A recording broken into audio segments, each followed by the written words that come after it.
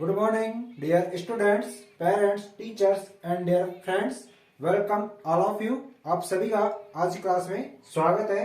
आज हम पढ़ने जा रहे हैं LCM यानी लोवेस्ट कॉमन मल्टीपल। ठीक है, यानी कि लघुत्तम समापवर्त्य। आज हम डिस्कस करेंगे कि LCM क्या होता है ना। पहले हम LCM से पहले ये जान लें कि समापवर्त्य यानी कि लघुत्तम समापवर्त्य LCM में जो समापवर्त्य है इसका मतलब क्या होता है।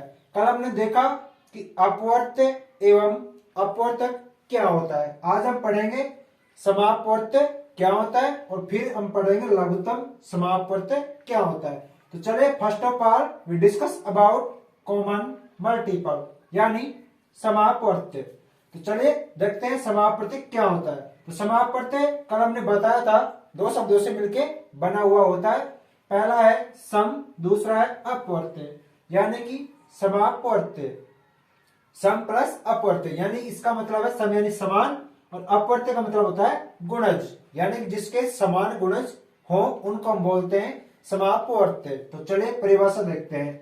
दो या दो से अधिक संख्याओं में उभयनिष्ठ या कॉमन या फिर समान। उभयनिष्ठ का मतलब कॉमन होता है या फिर उसको हम समान बोलते हैं। जब दो या दो से अधिक संख्याओं में उभयनिष्ठ अपवर्तक आपके क्या कहलाते हैं, समापवर्त्य कहलाते हैं। अगर दो या दो से कोई अधिक संख्याएं हम लें और उनमें जो समान अपवर्तक आपके आ जाएं तो उनको हम बोलते हैं समापवर्त्य। ठीक है, जैसे कि हम देखेंगे 4 और 6 के समापवर्त्य 12, 24, 36 इस प्रकार से आते हैं। तो चलिए देखते हैं कैसे। अर्थात हम कह सकते हैं कि 4 के गुणज अपवर्त्य क्या होते हैं, गुणज होते हैं। जो यहाँ पे अपवर्तक, ये यहाँ पे थोड़ा सा गलती है, यहाँ पे आप अपवर्त्य कर देना, अपवर्तक न लिखे अपवर्त्य, यहाँ पर होगा अपवर्त्य है ना। तो दो या दो से अधिक संख्याओं में उभयनिष्ठ या फिर समान अपवर्त्य आपके समापवर्त्य कहलाते हैं। अपवर्तक था पहले, अब यहाँ पे अपवर्त्य है ना, ठीक कर लेना, आपको समझने में आसान रहेगी। तो समापवर्त्य क्या होते हैं, आपके गुणज कहलाते हैं यानी कि मल्टीपल कहलाते हैं। तो 4 के गुणज देखते हैं हम, 4, 8, 12, 16, 20, 24, 28, 32 इस प्रकार से चलते जा रहे हैं। उसी प्रकार 6 के गुणज हम देखेंगे, 6, 12, 18, 24, 30, 36, 42 इस तरीके से चलते जा रहे हैं। तो इन दोनों में हमने क्या निकाले, इनके अपवर्त्य निकाले यानी कि गुणज निकाले हैं। ठीक है, लेकिन परिभाषा क्या कह रही है समापवर्त्य की, कि दोनों में जो समान अपवर्त्य होंगे वो हमारे समापवर्त्य कहलाते हैं। तो दोनों में समान अपवर्त्य हम ढूंढते हैं। तो पहला देखो, इसमें 12 आ रहा है, यहाँ पर भी 12 आ रहा है और यहाँ पे 8 और 4, 6 नहीं आ रहे हैं, समान दोनों में आने चाहिए ना। अगर इसमें 4 है तो यहाँ पे भी 4 होना चाहिए था, तभी आप 4 को लेंगे क्योंकि दोनों में समान होना चाहिए। तो यहाँ पे समानता यहाँ से स्टार्ट होती है, इसमें 12 है और यहाँ पर भी 12 है। उसी प्रकार आगे जब हम चलते हैं तो हमें 24 दिखाई देता है। 24 4 का भी गुणज है और 6 का भी गुणज है। इस प्रकार 12, 24, फिर आता है आपका 36, फिर आता है आपका 48। ठीक है, आगे 48, उसके बाद आता है 60, ये आ गया 60। तो इस प्रकार से आगे चलते जाएंगे। तो ये जो समान गुणज आते हैं आपके, जो दोनों में समान है, हो सकता है 2 से अधिक अगर 3 लेंगे हम संख्याएं तो तीनों में देखने पड़ेंगे। अभी हमने क्या लिया है, 4 और 6 लिया है, तो हम इन सिर्फ 2 संख्याओं में देख रहे हैं। उनके गुणज देखे पहले, फिर उन गुणजों में जो समान गुणज होंगे उनको हम लिख लिए। कौन कौन से समान गुणज कहां से स्टार्ट हो रही है, 12 से, फिर 24, फिर 36, फिर 48, फिर 60 इस प्रकार से आते जा रहे हैं। जो ये समान अपवर्त्य हैं इनको हम बोलते हैं समापवर्त्य यानी कि समापवर्त्य का अर्थ होता है जो समान अपवर्त्य होते हैं। और समान अपवर्त्य क्या होते हैं, जिनके गुणज समान हो, जिन संख्याओं के गुणज समान होते हैं। तो गुणज ये 12, 24, 36, 48, 60 ये किसके हैं, 4 और 6 के समान गुणज है, तो इनको हम बोलते हैं समापवर्त्य। किसके, 4 और 6 के। तो ठीक है, यह आपको समझ आ गया समापवर्त्य क्या होता है, कि दो या दो से अधिक संख्याओं में जो आपका उभयनिष्ठ कॉमन या फिर समान अपवर्त्य होगा वो आपका समापवर्त्य कहलाता है। ठीक है, तो हमने 4 और 6 के समान अपवर्त्य निकाल लिए हैं। ठीक है, अब हम चलते हैं लघुत्तम समापवर्त्य क्या होता है। हमने समापवर्त्य को देख लिया है, अब हम देखेंगे लघुत्तम समापवर्त्य क्या होता है, यानी कि लोवेस्ट कॉमन मल्टीपल क्या होता है। तो पहले परिभाषा देखते हैं। दो या दो से अधिक संख्याओं में उभयनिष्ठ, यानी इसमें भी दो या दो से अधिक संख्याएं होंगी, क्योंकि समापवर्त्य आपकी जो समान संख्याएं होंगी वो ऐसे तो है नहीं कि आप एक बच्चे में या फिर दो बच्चों में समानता दिखाएंगे ना भाई, हाँ तेरे बिना के उसके बिना के, ऐसे तो है नहीं। खुद ही एक बच्चा उदाहरण ले लिया, मान लो यहाँ पे कोई के नाम का लड़का खड़ा है, अगर उसी पे आप ऐसे कर रहे हैं कि आपके नाक है, आपके कान है, आपके कान नहीं है, तो वो उसकी तुलना नहीं होगी, उसकी तुलना दूसरे से की जाएगी, है ना।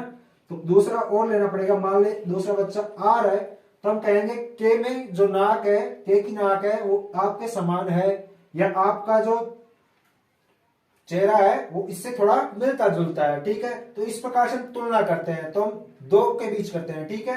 तो यहाँ पर भी जो समापवर्त्य है उसमें दो या दो से अधिक संख्याएं आएंगी, यानी कि दो या दो से अधिक संख्याओं में तुलना होगी, किसी भी एक संख्या में आप तुलना नहीं करेंगे। तो यहाँ पे दो या दो से अधिक अपने आप आ जाएगा, क्योंकि समापवर्त्य में जो आप कॉमन निकालेंगे, जो समान निकालेंगे, वो दो या दो से अधिक में निकालेंगे ना। तो दो या दो से अधिक संख्याओं में जो उभयनिष्ठ या उभयनिष्ठ होगा ही, ठीक है। और छोटे से छोटा जो अपवर्त्य होता है वो आपका क्या कहलाता है, लघुत्तम समापवर्त्य कहलाता है। यानी कि ये हमने निकाल लिया समान गुणज, इनमें जो सबसे छोटा होगा क्या है आपका 12, तो ये 12 क्या कहलाता है आपका LCM। इसकी दूसरी परिभाषा और देखते हैं कि दो या दो से अधिक संख्याओं में छोटे से छोटा समापवर्त्य। दो या दो से अधिक संख्या हमने यहाँ पे लिया 4 और 6, उनमें छोटे से छोटा समापवर्त्य आपका 12 आ रहा है। समापवर्त्य यानी कि जिनका अपवर्त्य दोनों में समान हो, तो दोनों में समान अपवर्त्य ये हमने निकाल लिए। इनमें जो सबसे छोटा है वो क्या है, 12 है। तो आपको एक परिभाषा यही कर रही है, जो समापवर्त्य में सबसे छोटा समापवर्त्य है उसको हम लेंगे LCM में लेंगे, यानी कि LCM उसको कहेंगे किसका, 4 और 6 का। जो संख्याओं से हम अपवर्त्य निकाले हैं और अपवर्त्य से जो समापवर्त्य निकले हैं, और समापवर्त्य में जो सबसे छोटा समापवर्त्य है वो आपका क्या कहलाता है, लघुत्तम समापवर्त्य या फिर LCM कहलाता है। 4 और 6 का LCM यहाँ पे निकलेगा 12। दूसरी परिभाषा हमने देख लिया कि छोटे से छोटा समापवर्त्य LCM होता है, ठीक है। पहली परिभाषा में था कि छोटे से छोटा अपवर्त्य, और कैसा होना चाहिए, उभयनिष्ठ होना चाहिए। ये क्या है, इन दोनों के अपवर्त्य हैं, इनमें सबसे छोटा देखना है और उभयनिष्ठ यानी कि समान भी होना चाहिए। तो सबसे छोटा 4 भी है यहाँ पे, तो यहाँ पे 6 है, लेकिन उभयनिष्ठ कौन सा है, यहाँ पे 12 इसमें आ रहा है और 12 यहाँ पर भी आ रहा है, यानी कि सबसे छोटा लेना है। तो सबसे छोटा ये तो है, लेकिन ये उभयनिष्ठ नहीं है। तो उभयनिष्ठ यानी समान नहीं है। तो समान क्या है, क्या है यहाँ पे 12 यहाँ पे आ रहा है, 12 यहाँ पे आ रहा है, तो आपका जो 12 है वो उभयनिष्ठ हो गया। तो सबसे छोटा अपवर्त्य और उभयनिष्ठ अपवर्त्य आपका LCM कहलाता है। तो आपके 12 यहाँ पे 6 और 4 का क्या है, LCM है, ठीक है। तो जैसे कि हमने दिया कि 4 और 6 के समापवर्त्य इस प्रकार है, 12, 24, 36, 48। तो इनमें जो सबसे छोटा है समापवर्त्य 12 है, तो जो 12 है आपका यही क्या कहलाता है, LCM कहलाता है 4 और 6 का। उसी प्रकार हम देख सकते हैं कि 5 व 7 का LCM 35 आता है। कैसे, पहले 5 के गुणज निकालते हैं, 5 के गुणज हमने लिख लिए, फिर 7 के गुणज निकालेंगे, फिर दोनों में जो उभयनिष्ठ गुणज आ रहा होगा या उभयनिष्ठ अपवर्त्य आ रहा होगा उसको हम LCM कहेंगे, जो सबसे छोटा अपवर्त्य होगा और उभयनिष्ठ होगा। तो यहाँ पे सबसे छोटा अपवर्त्य 5 है, 5 के अपवर्त्य में, 7 के अपवर्त्य में 7 है, लेकिन दोनों में उभयनिष्ठ ये नहीं है। उसी प्रकार यहां तक कोई भी आपका अपवर्त्य तीनों में, इन दोनों संख्याओं में जो आपके यहां तक के अपवर्त्य हैं, यहाँ पे 30 और यहाँ पे 28 है, नहीं 7 चौक 28, 28 है।